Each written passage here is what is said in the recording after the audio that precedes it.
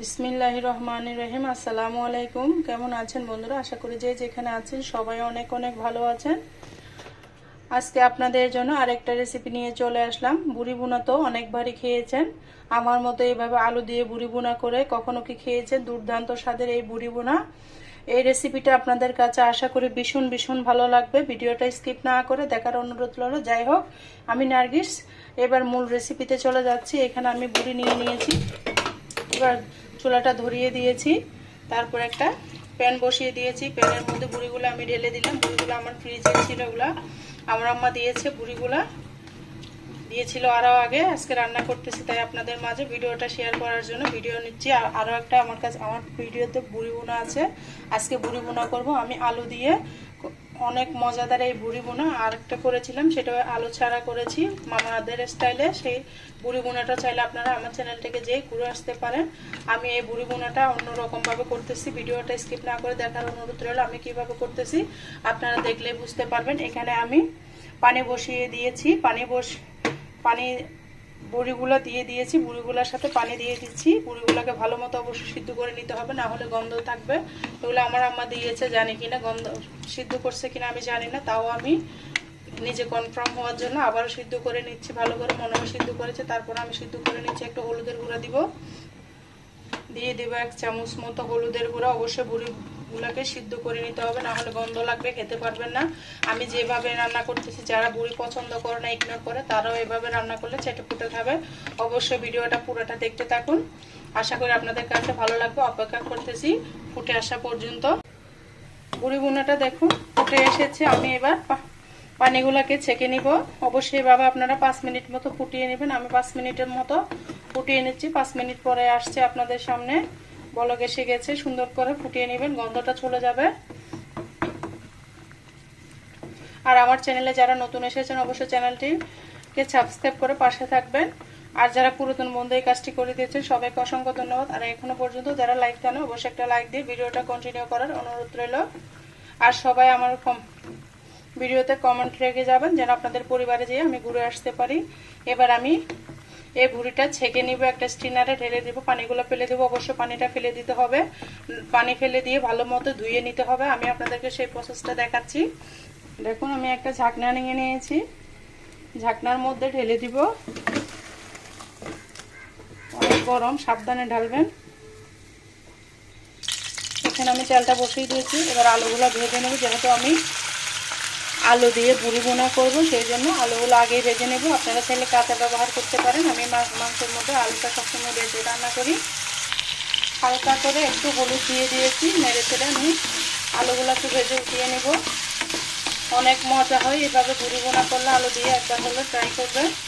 আমার আলুগুলো প্রায় ভাজা হয়ে গিয়েছে। আমি আলুগুলোকে উঠিয়ে নেব। দেখুন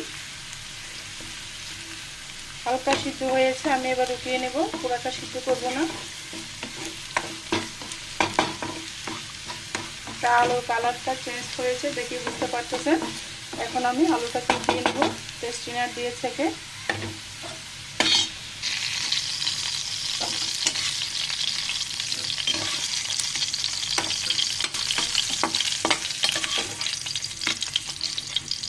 বুড়ি বোনা কিন্তু ভীষণ ভালো, শরীরের জন্য কিন্তু ভালো, পেটের জন্য ভালো। এবার এখানে আমি আদা রসুন পেস্টগুলো দিয়ে দিব। আমি আদা রসুন পেস্ট করে রেখেছি। এগুলো আমি ছেঁকে নিয়ে হামাসটা দিয়ে ছেঁকে নিয়েছি। আপনারা চাইলে ব্লেন্ড করে দিতে পারেন। আর একটু তেল দিতে হবে। আমার তেলটা কম হয়েছে। দেখুন বন্ধুরা, অফ ক্যামেরায় কিন্তু আমি আরেকটু তেল দিয়ে দিয়েছি। আমার তেলটা কম হয়েছিল, সেই জন্য আরেকটু তেল দিয়ে দিয়েছি। পেঁয়াজ রসুন আদা সব একসাথে আমি ভেজে নেব যতক্ষণ কাঁচা গন্ধটা না যায়। 2 মিনিট মতো আমি চুলার আঁচটা কমিয়ে ভেজে নিচ্ছি। এবার আমি সমস্ত মশলা নিয়ে আসতেছি। চুলার আগুনটা কমিয়ে দিয়েছি। আপনারা সবসময় মশলা কষানোর সময় চুলার আগুনটা কমিয়ে দিবেন। এখানে আমি মরিচের গুঁড়া নিয়ে নিয়েছি, রাঁধুনি মাংসের মশলা নিয়ে নিয়েছি, ধনিয়া জিরার গুঁড়া নিয়ে নিয়েছি, লবণ দিয়ে দিয়েছি, তারপর নিয়ে নিয়েছি হলুদের গুঁড়া। আরেকটা মশলা দিব শেষ পর্যায়ে, আমার নিজের হাতে করা। আমি সমস্ত উপকরণ ঘরের মশলা দিয়ে করতেছি রান্নাটা। আপনারা চাইলে অন্য মশলা অ্যাড করতে পারেন। আমি আমার ঘরে যে মশলাগুলো করি সেটা দিয়ে আমি আজকে রেসিপিটা বানিয়েছি, বাইরের কিছু দিই নাই। একটু পানি দিয়ে দিলাম মশলাগুলো দিয়ে। মশলাটা এবার কষিয়ে নিব, ভালো মতো কষিয়ে নিতে হবে মশলাটা।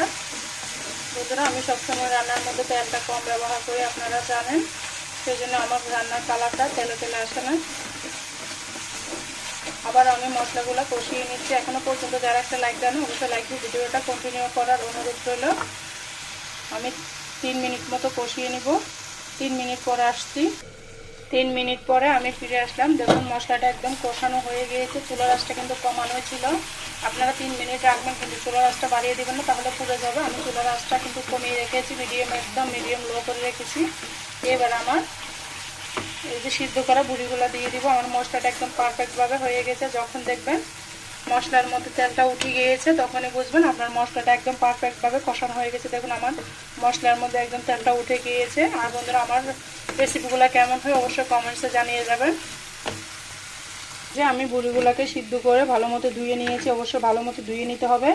এবার আমি কষানো মশলার মধ্যে দিয়ে দিব। ভালো মতো দিয়ে অবশ্যই নেড়ে চেড়ে দিতে হবে। এখন আমি কোনো পানি ব্যবহার করবো না, চুলার আঁচটা একদম লো করে মশলাটার সাথে বুড়িটা আমি কষিয়ে নিব। এখানে কোনো বাড়তি মশলা আমি ইউজ করব না, সম্পূর্ণ ঘরোয়া মশলা দিয়ে আমি এই রেসিপিটা রান্না করতেছি। বন্ধুরা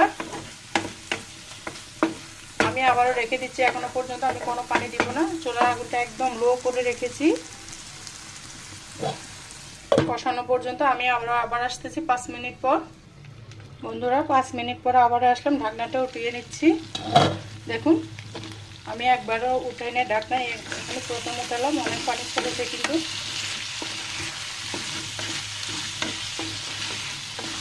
আবারও দেখে দেব 5 মিনিটের জন্য। চুলার আঁচটা কিন্তু কমানোই আছে, মিডিয়াম না হাইও না, একদম লো করা আছে।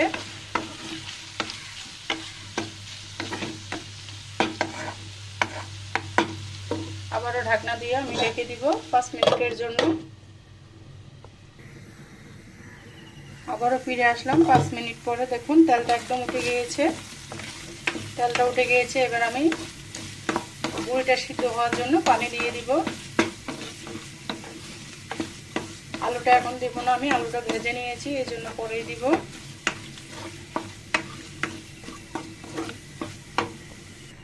এই যে আমি পানি দিয়ে দিলাম, এবার ঢাকনা দিয়ে দিব। 20 মিনিট পর আসবো আপনাদের সাথে, কারণ এটা সিদ্ধ হতে হবে। চুলার আঁচটা রেখেছি মিডিয়াম টু লো করে, ছোটো না বড় না মাঝারি করে রেখেছি।